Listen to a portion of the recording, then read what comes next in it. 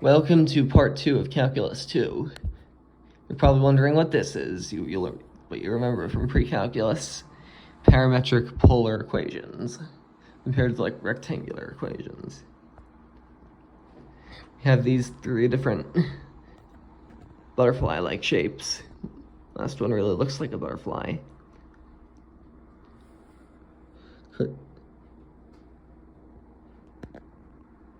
Garcinia, P equals 1 plus sine, Limason, 1 plus 2 cosine, butterfly, cosine 4.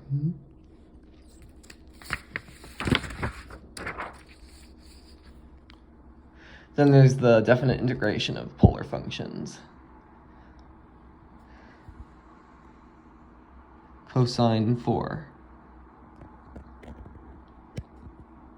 We have this, we have the 3 triangles, 1/2 base times height, 1/2 times 1 times 0.4, 0.2 times 3, 0.6 times 4, 2.4 is the area of all of this, not just the 1/4. Unit 5, sequences and series. Sequences look like this. You have like this one, 1 over 1, 1, 2 over 2 squared, 3 over 3 cubed, n over n to the n. You have these odd numbers and then the prime numbers. Series uses sigma, s to the n, or s sub n, that's what it is. S sub 1, S sub 2, S sub 3, S sub n.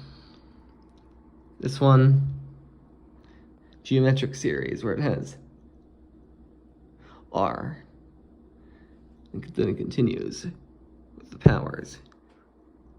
This one is 1 plus 1/3 plus 1/9 plus 1/27 and plus 1 over n.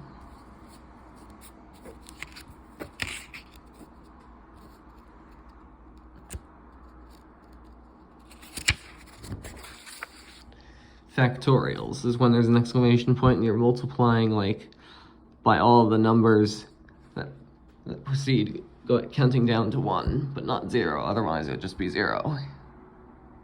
This is with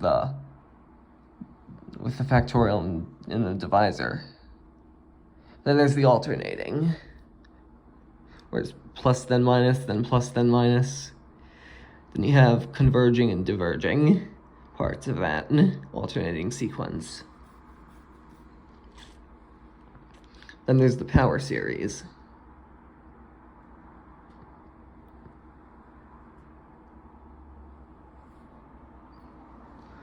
Limits, we have the three axes. They have the z-axis now, and the limit of x squared, y squared, which is drawn here in the graph. Yeah, I can do 3D drawings.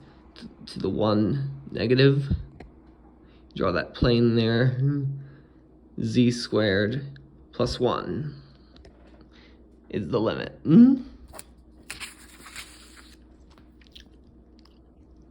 Partial derivatives, you don't just write an ordinary d, you write that for partial derivatives. And z equals 2x squared plus 3x squared y plus 3y. And then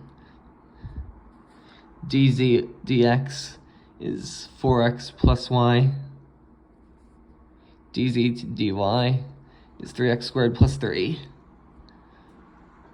For number 2, there's sine 4x squared plus 3y. dz dx is 8x cosine 4x squared plus 3y. dz dy is 3 cosine 4x squared plus 3y.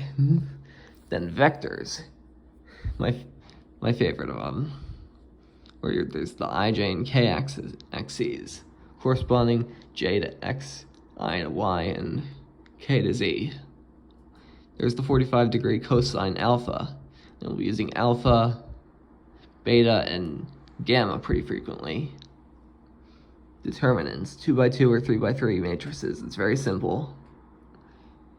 And then you have AD minus BC. Then there's perpendicular vectors. We're adding the matrices.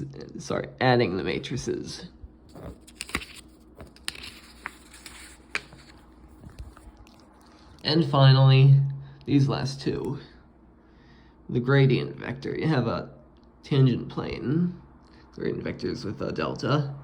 You have the formula W equals capital F XYZ P XYZ df ds df dx cosine alpha df dy cosine beta df dz for cosine gamma.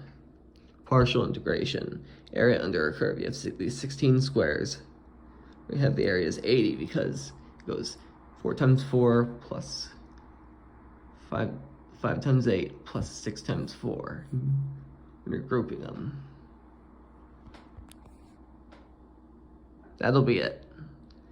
Hope you enjoyed Calculus 2.